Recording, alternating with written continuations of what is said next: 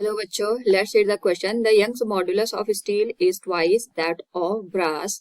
Two wires of same length and same area of cross section, one of steel and another of brass, are suspended from the same roof. If we want the lower ends of the wire to be at the same level, then the weight added to the steel and brass wire must be in the ratio of, here we have given four options. Now to answer this question, first we will discuss here the key concept, and here the key concept will be given here Young modulus of elasticity.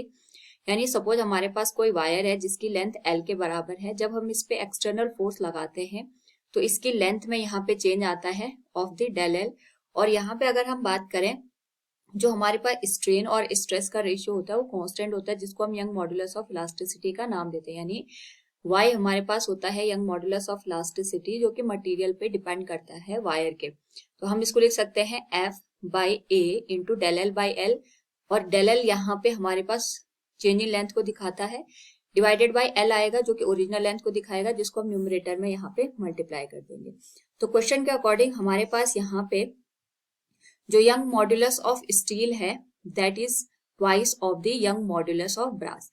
और यहाँ पे question में दे रखा है कि जो हमारे पास वायर्स हैं वो सेम लेंथ की है, उनका area of cross section same है, साथ में यहाँ पे हमने उनको एक रूफ से सस्पेंड कर रखा है. एंड क्वेश्चन में दे रखा है if you want the lower end of the wires to be of the same level then the weight added to be the steel and brass wires must be in the ratio of.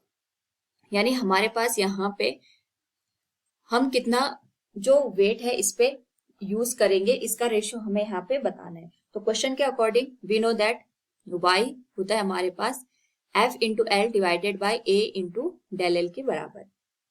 Question के according हमारे पास जो area है, जो length है और जो change in length है, ये तीनों की तीनों क्वांटिटी सेम है, जिस वजह से हम ये कह सकते हैं कि जो भी हम फोर्स लगाएंगे या जो भी वेट हम यहाँ पे ऐड करेंगे that will directly proportional to the Young modulus of elasticity.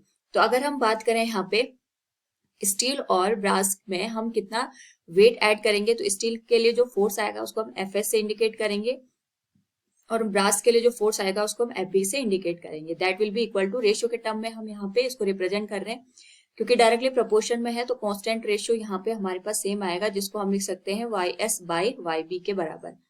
हमारे पास जो Ys है that is twice of the Yb, तो हम इसको लिख सकते हैं twice of Yb divided by Yb.